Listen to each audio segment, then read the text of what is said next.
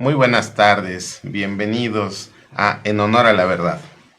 Hoy tenemos el honor de contar con su presencia y aquí con el conductor, doctor Pavel Rodríguez Quesada. Vamos a tratar un tema que ha estado en la palestra en estos últimos días. Doctor, vamos a ver cuál es el significado y cuál es el significante de los profesionistas y la corrupción. Recuerda que hace unos días hubo un problema que se exacerbó por medio de las redes sociales, en que se le otorgó un título honoris causa a una artista conocida como Tatiana, y de la cual hemos sabido que se ha llevado a cabo decenas de otorgamiento de estos honoris causa a personas que no lo merecen y que simple y sencillamente al detentar un puesto público, una fama pública, determinadas instituciones o institutos se dan a la tarea de venderle su honoris causa en detrimento de la sociedad. También tenemos la Comisión Reguladora de Energía, en la que en las ternas las personas que ahí estaban, que desfilaron 2 veces ante el Senado, pues la mayoría de ellos no contaba con las capacidades técnicas o científicas para asumir el cargo. No obstante esto, encontramos en múltiples actores políticos, doctor, que detentan o dicen detentar doctorados o maestrías realizados ya sea en línea o especie de diplomados en algunas universidades extranjeras, pero que no tienen la revalidación dentro del Estado mexicano y por lo tanto no pueden tener su cédula. ¿Cuál es tu opinión de esto, doctor? Buenas tardes, doctor. Buenas tardes a todos. Pues sí, es cierto, lamentablemente, por lo menos en los últimos años, hemos conocido diferentes figuras, tanto en el ámbito jurídico como en el ámbito social y cultural de espectáculos, medios de espectáculos, donde efectivamente se han otorgado grados honoris causa, ¿sí? Sabemos por ahí que hay ciertos institutos, universidades, etc., que a cambio de un pago económico, pues los otorgan. Sin embargo, quizá no sea tan mal otorgar un honoris causa, doctor. Sin embargo, parto yo de la premisa de que un honoris causa, eso significa un honor a la causa que has realizado. Pero cuando te das cuenta que esa condecoración, empezamos por ahí, ¿no? Hablamos de la Constitución, no tiene validez oficial porque no hay propiamente una cédula profesional para ejercer el honoris causa. Pareciera que es una de dos: aspectos sociales para desviar la mirada, porque es raro que solamente se los otorgan a las personas públicas, ¿sí? O por lo menos que se haga del conocimiento público. Y dos, es un tema de educación, ¿sí? Cuando hablo de educación, pues un grado académico cuesta, y no me refiero a los pagos económicos, si es particular, cuesta tiempo, dedicación, y eso conlleva en tu propia formación académica. Y entonces, pues sería la antítesis hablar de un grado académico de honoris causa cuando no has pasado por un aula de manera formal, ¿sí? Y eso quizá hable hasta de corrupción. Es correcto. Es pertinente mencionarles que las profesiones se encuentran debidamente reglamentadas en el artículo 5 constitucional y en la ley reglamentaria del artículo 5 constitucional en materia de profesiones para el Distrito Federal y en toda la República, así como su respectiva ley reglamentaria, en la que establece, entre otras, que para ser abogado y poder ejercer tu profesión necesitas no solo el título, sino la cédula de ejercicio con efectos de patente. Bien, pero el problema está en que la licenciatura está diseñada, su cédula está diseñada para el ejercicio profesional. Una maestría está diseñada para capacitar de manera genérica a las personas que la cursan para efectos de dar clases, de convertirse en docentes. Y una cédula de doctor es la ciencia, en este caso de derecho, para efectos de que la persona que detente esta cédula de ejercicio no solamente pueda detectar los problemas que existen en la sociedad, sino dar soluciones. De tal manera que si yo quiero dar una conferencia y me anuncio como licenciado en Derecho, pues no tengo problema porque la gente sabe que voy a darlo en esa calidad. Sin embargo, cuando me ostento como doctor para dar un curso, una capacitación, una actualización y no detento esa cédula, aunque no se encuentra debidamente reglamentado y hay lagunas en la ley reglamentaria antes mencionada, también es bien cierto que no se tiene la calidad ni se utilizan los medios metodológicos para ejercer en ese nivel.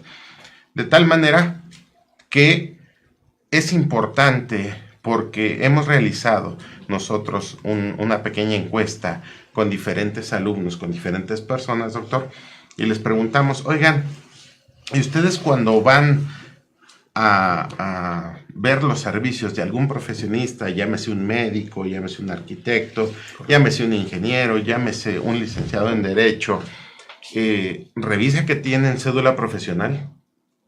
No, pues no. Entonces, ¿en manos de quién estamos dejando nuestra salud, nuestros bienes, nuestras posesiones y nuestra libertad, doctor? Sí, es correcto. Si partimos de la premisa que tenemos acceso a conocer los grados académicos que tiene cada profesionista, pues también sería parte responsabilidad de la población, de los ciudadanos, pues no accesar esa información y saber si efectivamente el abogado o básicamente el médico, que son las profesiones más inherentes a la persona, pues cuenta con la capacitación por lo menos validada por la SEP a través del otorgamiento del título y el grado académico, la cédula profesional. Sin embargo, imagínate en el supuesto de no estás en México, no pasa eso aquí,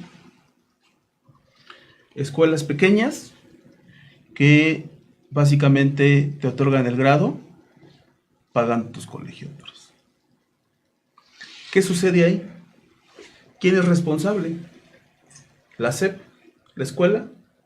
¿El estudiante? ¿O quien contrata una vez egresado a ese estudiante sin la pericia? Porque hablar de los estudios profesionales conllevan también la parte práctica, donde realmente te formas, ¿no? Básicamente, como lo decías al principio, cuando estudias la licenciatura, pues te formas para ejercer una profesión de la cual muchas veces no tienes la experiencia profesional, ¿sí? ¿Qué sucede cuando pretendes continuar tus estudios de posgrado con especialidad de maestría o el mismo doctorado? Aún así hay gente que sin tener experiencia profesional, su vida siempre ha sido académica, ¿sí? Y entonces, cuando aterrizas esto, pues te das cuenta que debería saber el profesionista al ofrecer sus servicios, primero, si es competente, ¿sí? Porque de lo contrario estás frente a una situación que caería inclusive en actos ilícitos, ¿sí? Por prestar tus servicios, no sabiendo que pues no conoces ese juicio o ese trámite no es lo tuyo, ¿sí? Y tratas de aprender a tomar experiencia a través de la experiencia que te puede dar el procedimiento, recibiendo una lana, un pago de una forma pues poco ética, ¿no? Hablamos de la ética, doctor. La ética es necesaria en todos los actos de nuestra vida. Sin embargo, creo que nosotros como población todavía no aprendemos a exigir nuestros derechos. Todavía no aprendemos a verificar que los profesionistas que se encargan de nuestra salud, de nuestro manejo de nuestro dinero, de manejo de nuestros bienes y propiedades, no solo tengan la cédula, sino cuenten con una certificación de algún colegio en donde certifique este colegio que la persona, el profesionista, se encuentra apto para ejercer la profesión en tal nivel. Es muy importante que nosotros, como usuarios como usuarios de servicios, pidamos siempre a todos los profesionistas su número de cédula profesional. Es muy fácil verificarlo. Ya en la actualidad casi todos tenemos internet en nuestros teléfonos celulares. En ellos podemos acceder al sitio consulta de cédulas profesionales de la SEP, metemos el número de cédula o metemos el nombre completo del profesionista y ahí mismo nos va a decir si ese profesionista detenta o no el ejercicio de esa cédula. ¿Por qué lo decimos? Bueno, pues porque esto se ha tomado ya como una burla para los que sí hemos estudiado en las aulas para detentar determinados grados académicos y personas que no son autoras de ningún libro, que no son autoras de ninguna teoría contemporánea, que no son inventores, que no han diseñado o creado un servicio de tecnología, una app que beneficie a la ciudadanía, que hayan realizado servicios especiales, que hayan puesto en riesgo su vida, por ejemplo, en los terremotos para salvar la vida de otros. A mí me parece que ellos sí requerirían un honoris causa, toda vez de que primero asumieron ese riesgo, pusieron su propia vida en una pendiente, lograron el resultado, pero a ellos nadie los voltea a ver. A ellos nadie les otorga un doctorado honoris causa por los servicios o su contribución a la sociedad. ¿Qué es lo que vemos desafortunadamente, doctor? Pues vemos que todos estos honoris causa, por lo menos, pues son pagados. Quien quiera tener, basta pague 10, 15, 20, 30, 40 mil pesos, dependiendo cómo se deje. Bueno, pues ya lo citan, ya sea en la Cámara de Diputados, en la UNAM o en cualquier otra sede que ellos alquilen para efectos de entregarles este tipo de supuestos doctorados honoris causa que no se encuentran soportados precisamente con un servicio público, social, económico o político de alta relevancia. Es pertinente decir, doctor, que no por pertenecer al servicio público o por tener un cargo, ya por ese solo hecho, voy a tener un doctorado honoris causa. Merecedor. El problema de fondo es que estamos permitiendo que quienes detentan ese supuesto doctorado, pues falten a su ética, falten a lo más elemental que tenemos como seres humanos en su integridad y en su honestidad. De esto se desprende que también hay profesionistas que lícitamente hayan obtenido sus estudios, pero que no se encuentren capacitados en la ciencia, pericia, arte o materia sobre la cual van a llevar a cabo el ejercicio de su profesión. Sin embargo, recordemos que por lo menos para los médicos y para los peritos, los arquitectos, pues pesan sobre nosotros tipos penales, claro, sí. Y no así para la gran mayoría de las personas que tienen alguna otra profesión y que ni siquiera requieren la cédula de ejercicio. Pero, doctor, ¿cuál es tu opinión? Tenemos aproximadamente 120 millones de mexicanos y un promedio de 12 millones de cédulas expedidas. Esto nos habla como país-nación que nos encontramos en un derecho humano de educación. ¿En qué nivel, doctor?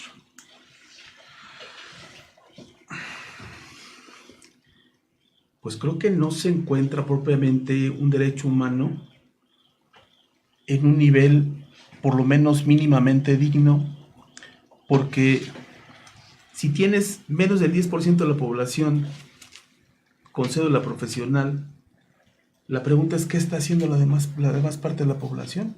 Sin contar la extrema pobreza, que son 50 millones de pobres. ¿Qué está haciendo el país para esto, no? Imagínate que llega el abogado sin experiencia, materialízalo. Llega, inicia una carpeta de investigación, o llega y defiende o promueve un procedimiento que no conoce. Ahí ya se maximiza el riesgo, porque habría que preguntarle primero si conoce el procedimiento penal, el nuevo procedimiento adversarial oral, o si lo está haciendo solo por una forma de aprender o solo por una forma, que es lo que ha roto la ética en el ejercicio de la profesión, ¿sí? El abogado tiene per se la señalización de la sociedad que algo puede salir mal y él no se va a hacer responsable por el desconocimiento de asumir su responsabilidad. ¿Cuántos procedimientos conoces, doctor, donde el abogado ha dejado la carpeta de investigación, el procedimiento, perdidos y simplemente desaparece? No ejerce el conocimiento que obtuvo o que no tiene para lograr el bien común de su cliente. ¿Dónde queda? Porque este es un tema. Habíamos dicho hace un momento la ética.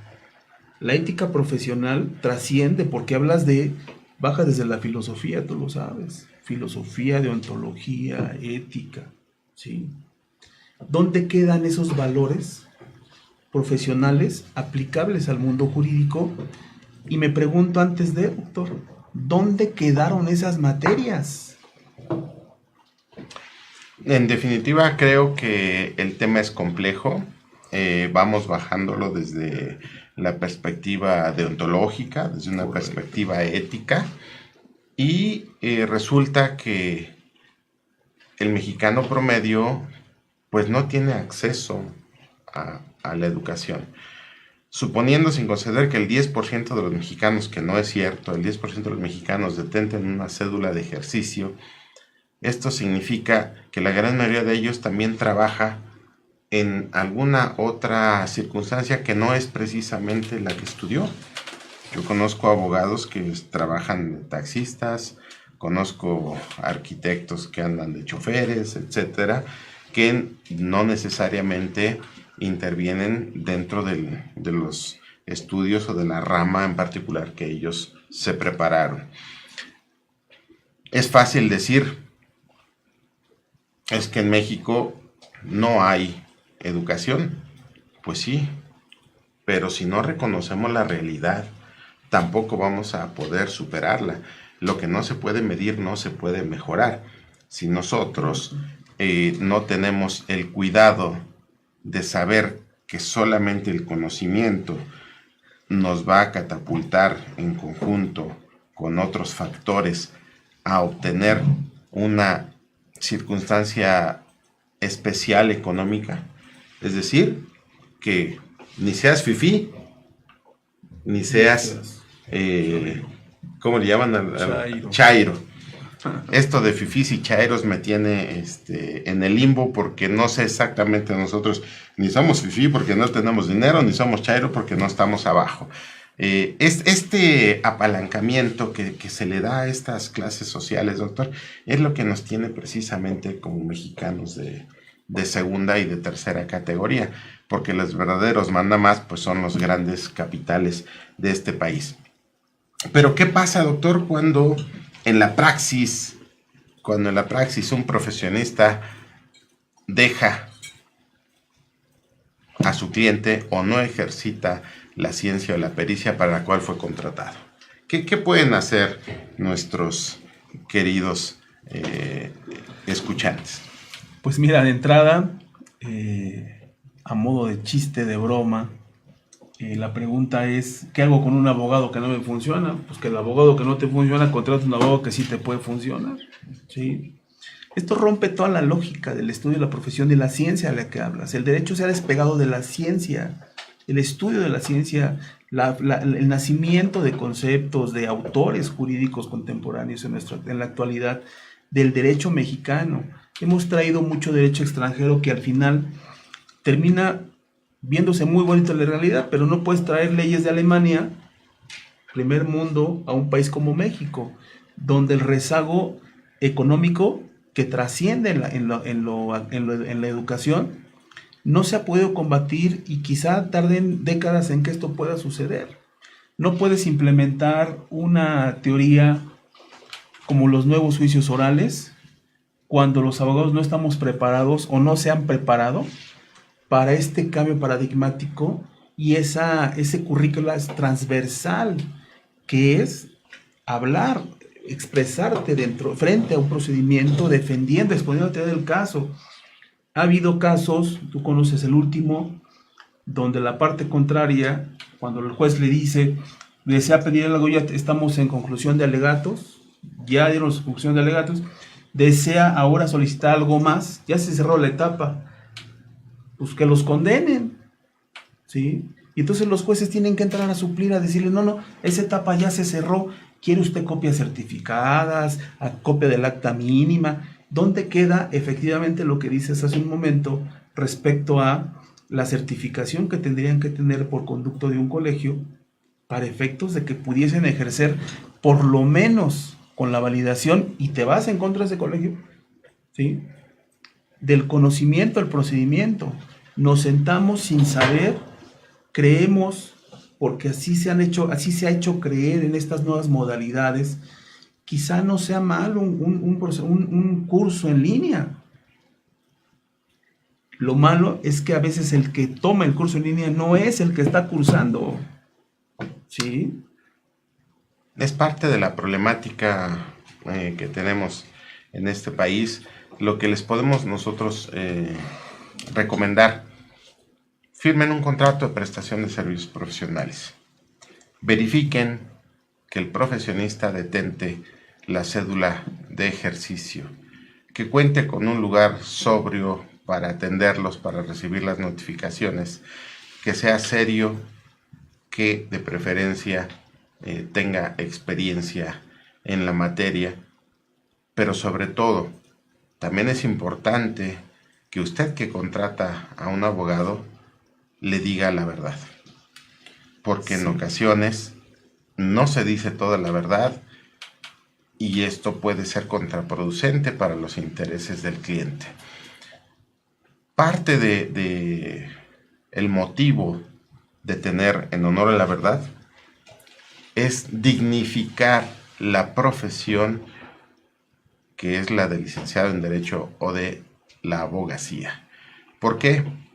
Es una de las más vilipendiadas, a lo mejor con justa razón, pero no todos los abogados estamos dentro de ese espécimen en el que, como se dice en el argot popular, no hay uno solo derecho.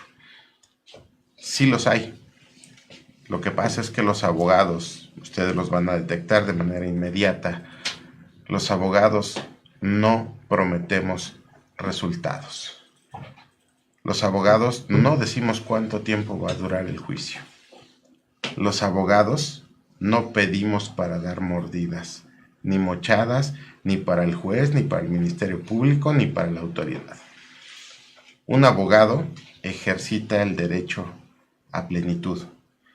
Cuando usted, querido escucha, diga que le va a dar al abogado, dele solo para sus honorarios. No coopere usted tampoco para el proceso en el que nos encontramos como nación, como país-estado, en un proceso de corrupción. Lamentablemente, los abogados no controlamos el tiempo que nos vamos a tardar en los órganos jurisdiccionales. Tampoco ofrecemos las perlas de la Virgen. Lo que sí ofrecemos, por lo menos de eso se trata, ofrecemos que vamos a ejercitar a plenitud el derecho en beneficio de nuestros representados. Ese debe ser el talante, esa debe ser la marca que los abogados debemos de seguir. En efecto, ustedes, aunque no sepan de leyes, teniendo en consideración estos pequeños tips, se van a dar cuenta qué abogado les puede funcionar y qué abogado no les puede funcionar. Recuerden ustedes una cosa: lo barato sale caro. Basta con que se presenten a las afueras de los juzgados y vean que hay divorcios express en 500 pesos. Suena de risa, pero lo único que van a hacer es entorpecerlos y dejarlos tirados. Si voy a cobrar 500 pesos, mejor no lo hago y trabajo pro bono, es decir, gratis, dando el servicio a la sociedad, devolviéndole algo de lo que nosotros hemos obtenido a través de los estudios, pero en definitiva, pues a un médico no le regatean.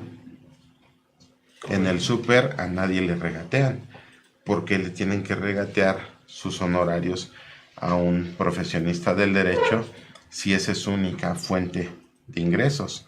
Además, nosotros estamos obligados a dar el CFDI correspondiente porque también pagamos contribuciones, pagamos recepcionista, pagamos teléfonos, pagamos internet, pagamos todos los servicios que se requieren. A cambio de ello, ejercitamos a plenitud el derecho. No sé qué otra cosa se me haya pasado darles como tip a nuestro querido auditorio, doctor. Bueno, pues efectivamente, retomo parte de tu idea, que el contrato profesional es importante porque además debe haber un contrato de datos personales, ¿sí? Eso da certeza a ambas partes, ¿sí? Porque ha sucedido en la práctica profesional que el juicio está ganado y la parte a la que representaste durante años pues se esfumó, ¿no? Mágicamente algo sucedió y ya no está. Sin embargo, a través del contrato profesional, de prestación de servicios profesionales, pues tienes una forma de garantizar tanto el abogado hacia su cliente como el cliente hacia el abogado. Sin embargo, esa es una formalidad que debe de existir en todos los procedimientos, en la representación de los procedimientos. Sin embargo, no tendría que ser utilizado al final, porque ambas partes tendrían que cumplir lo pactado en el contrato, el ejercicio, el conocimiento al abogado al servicio del cliente y el cliente cumplir con la parte por la cual se está obligando. Parte de la falta de ética nace ahí. Y esa ética, doctor, nos ha llevado a procedimientos sin fundamento, absurdos, caros, sin resultados, sin pago. Y hay algo más todavía. Ejercitas la acción de la justicia cuando la primera regla que se le pide al cliente es que no te mienta. Y te vas dando cuenta, cuando contesta tu parte contraria, de cosas que tú no sabías. Y no puedes ejercer una acción a plenitud como efectivamente lo manifiestas por falta de información, porque creen que el abogado se va a convertir después en su enemigo, cuando es su confidente literal en materia del procedimiento en cuanto al fondo y forma, ¿sí? Y de ahí viene lo que decías de manera correcta, literal, la corrupción, ¿no? Y ahí vienen los robos. ¿Por qué? Pues porque a alguien se le hace fácil. Así como a alguien se le hizo fácil mentir, o se le hizo fácil no pagar, o se le hizo fácil no ejercer la profesión debidamente, con dignidad, pues hay robos a casa habitación, robos a automóviles, de autopartes, secuestros, etcétera, etcétera, ¿sí? El problema, como lo ven, es grave. El problema es que ustedes, querido auditorio, deben de tener en consideración que para contratar a un profesional, antes deben de pensar a manos de quién van a dejar su patrimonio, su salud o su libertad. Creo que es importante que ustedes analicen caso a caso a quién contratar y por qué. Una vez que se elige mal, ya no hay marcha atrás. En los procesos solamente hay una oportunidad para enderezar los asuntos. De ahí en fuera es prácticamente una odisea o, dicho de otra manera, su asunto estará perdido. Entre más se cambie de abogados, peor irá su asunto. Por eso debemos de tomarnos el tiempo para elegir no solo al profesionista en derecho, al odontólogo, al médico, al especialista, a quien nos va a construir nuestras propiedades y no dejarlo en manos pues del maestro albañil. Al rato con un temblor se cae la vivienda, ocurren desastres, desgracias, y entonces sí, ¿a quién le podemos decir que fue el responsable? Creo que es parte de lo que nos va a llevar hacer una ciudadanía de primer mundo, doctor. Es correcto. Sí, porque se convierte en una dualidad entre el quien presta y quien recibe.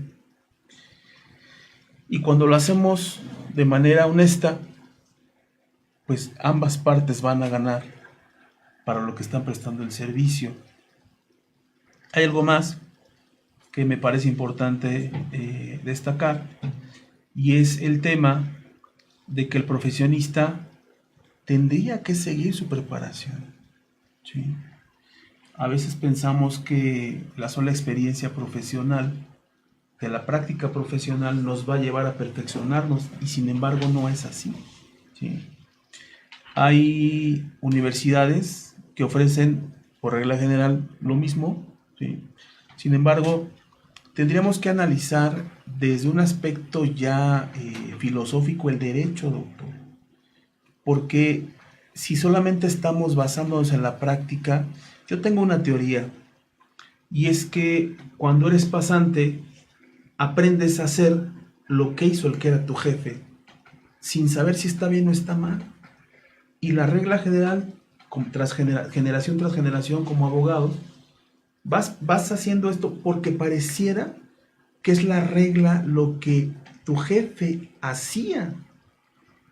Cuando incluyes ahí a la filosofía, te das cuenta que no es así, que hay muchas cosas que han estado mal, ¿sí?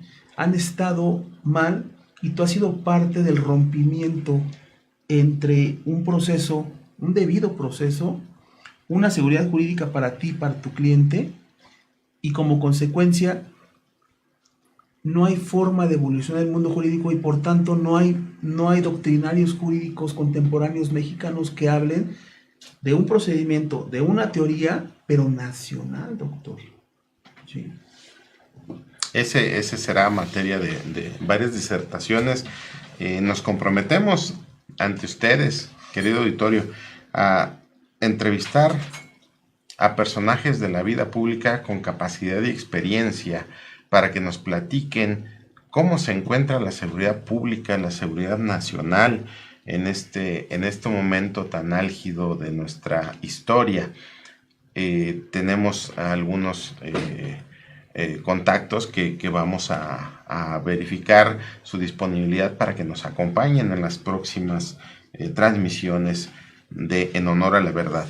¿Por qué? Porque este programa fue la antesala, doctor, para determinar el grado de responsabilidad que tenemos los profesionistas, los que nunca hemos sido parte del servicio público y los que son parte del servicio público. Es decir, el grado de inseguridad o de insatisfactores sociales se mide a través del ejercicio del profesionista. Si nosotros en este momento tenemos una crisis de seguridad pública, significa que los que han estado en estos puestos en los últimos sexenios no eran los idóneos y no tenían las características para estar ahí.